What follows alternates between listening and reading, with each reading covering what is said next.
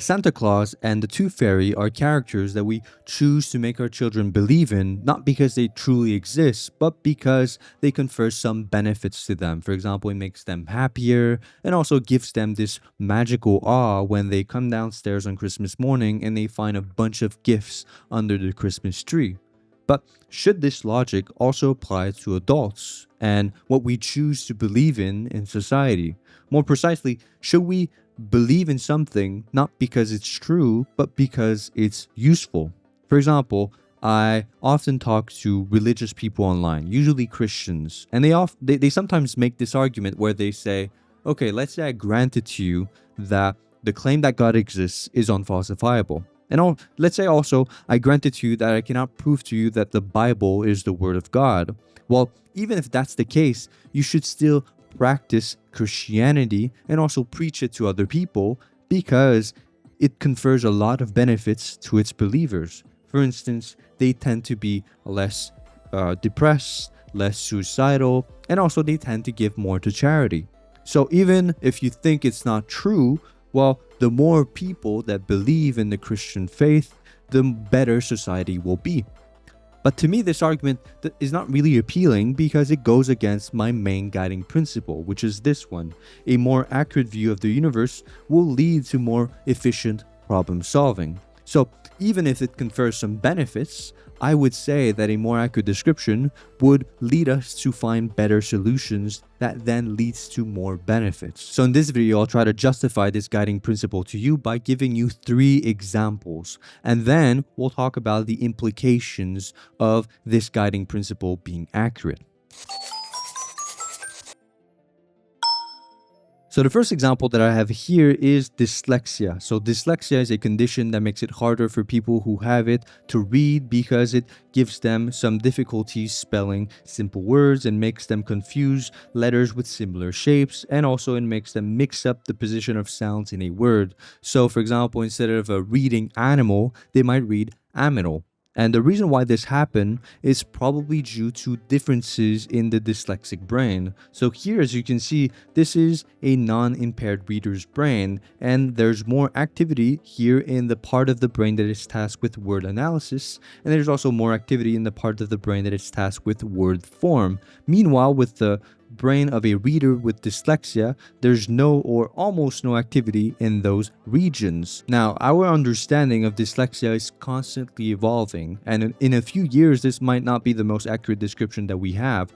I even read recently a paper talking about just this and saying that this is probably not the cause of dyslexia, but rather an effect of bad reading experiences that dyslexic people typically have. But even if this is not the absolute truth, the most important thing is that this description is more accurate than the previous one, and this will help us better come up with solutions. Let me show you what I mean by that. So for example, let's say you're a teacher and your student has difficulty reading, and you don't know that your student has dyslexia, and you don't know anything about dyslexia.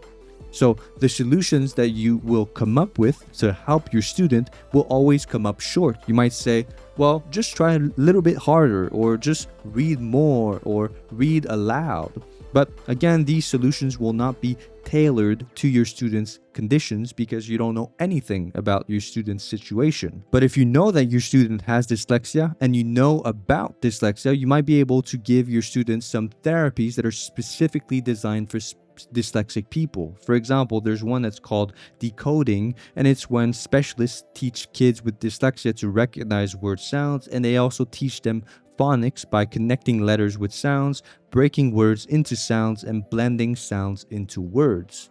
So this solution, this therapy, will be way better than the solutions you came up with when you didn't know about dyslexia, because this comes from a more accurate understanding of your student's situation.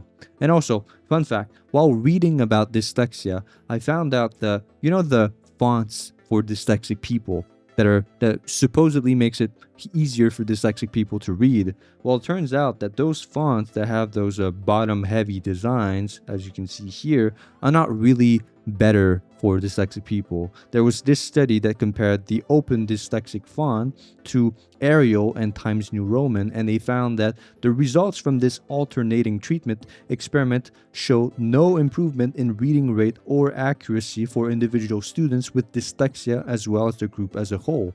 So it turns out that the only thing that really matters for a font to be dyslexic friendly is for that font to be readable and clear. Now, the second example I have here is the miasma theory, and it's the theory that preceded the germ theory of diseases. And it basically said that the reason why people get sick is because of the bad air emanating from rotten food, from feces, and other things that smelled really bad. And this led doctors in the 17th century to start wearing those types of masks that basically served as an air purifier. And they used to put dried flowers, herbs, or other aromas that would kind of like make the air inside the mask smell better, and thus like purifying that air.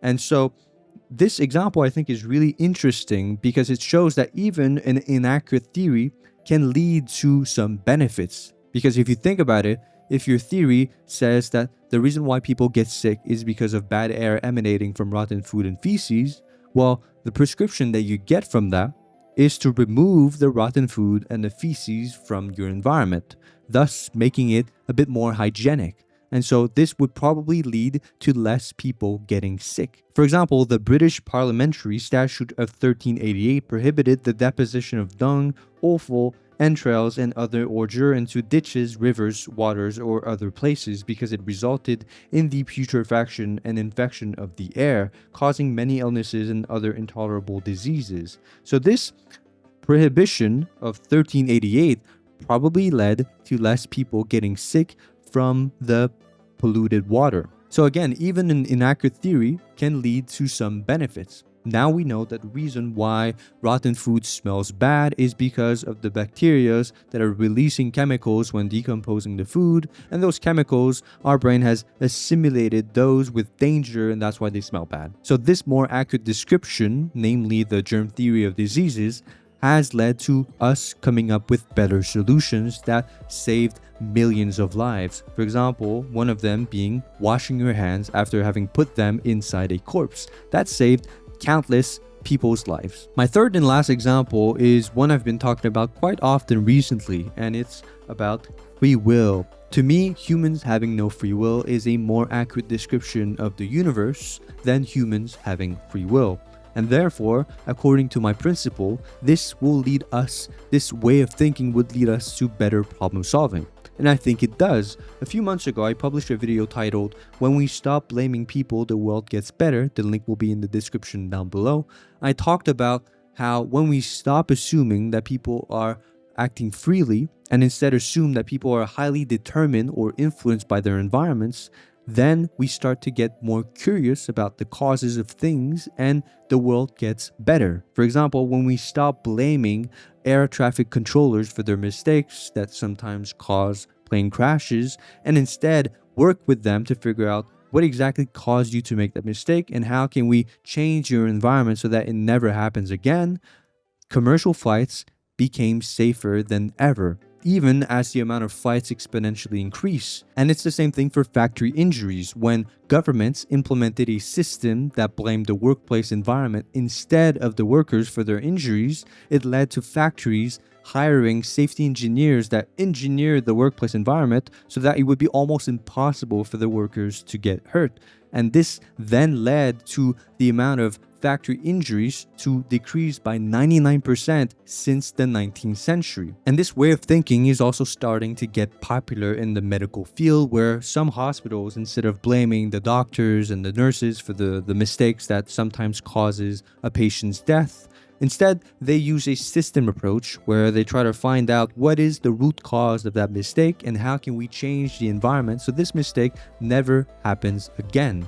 And this to me makes sense. This way of thinking makes sense intuitively because let's say you're a manager of a company and in the last month, there's been 100 injuries because of slippery stairs. Well, a very stupid way to solve this problem would be to talk to your employees and say, okay, every time you go downstairs, you need to be very careful and you need to hold on to the handrail.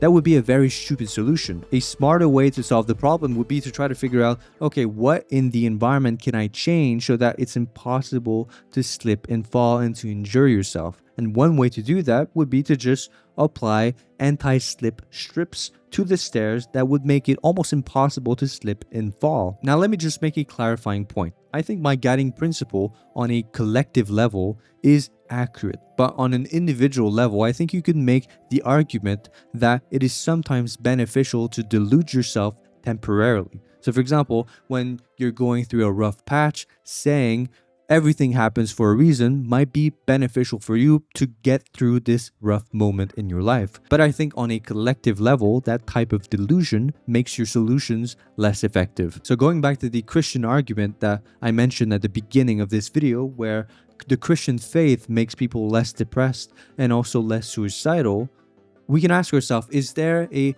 more accurate description of this effect? Is it the religion that makes people less depressed, or is it something else? Well, according to a 2014 study, it turns out that it's something else. As expected, of the support dimensions, perceived emotional support was the strongest predictor of decreased hopelessness, depression, and suicide behaviors, and the relationships among intrinsic religiosity and the mental health variables were fully mediated by emotional support. So to summarize, it's not the religiosity of religion that makes people less depressed, it's the emotional support component of a tight community that makes people less depressed, less suicidal. So we can use this more accurate description to try to find policies that tackles depression without being tied to religion. Now, what about a concept like morality? Does my guiding principle still hold with this type of concept? Because it does seem practical and beneficial to have a God give you an objective set of moral values that you can just abide by. But I do think that my guiding principles still hold. As I said in my previous video, I would consider myself a moral nihilist because I don't believe in an objective right or objective wrong. I think morality comes from evolution, and fortunately for us, because humans evolved together, we tend to have similar core moral values. When I say that, sometimes people respond with a fear of societal collapse because if there's nothing that's objectively right or objectively wrong, people can just do as they please. But again, if my guiding principle holds true, which is a more accurate view of the universe will lead to more efficient problem solving, then moral nihilism, which is in my opinion a more accurate description of morality, will lead us to better be able to deal with moral disagreements. And I can already think of ways where this is true, because if you think that your God gave you objective moral values to abide by, and I have a different God that gave me different objective moral values, then this disagreement cannot be solved. But if we all believe that morality comes from evolution, then it's much easier to solve those moral disagreements. So, what do you think? Do you think that my guiding principle is accurate? And if not, let me know what you think, why, in the comments down below. Thank you for watching, and I'll see you next time.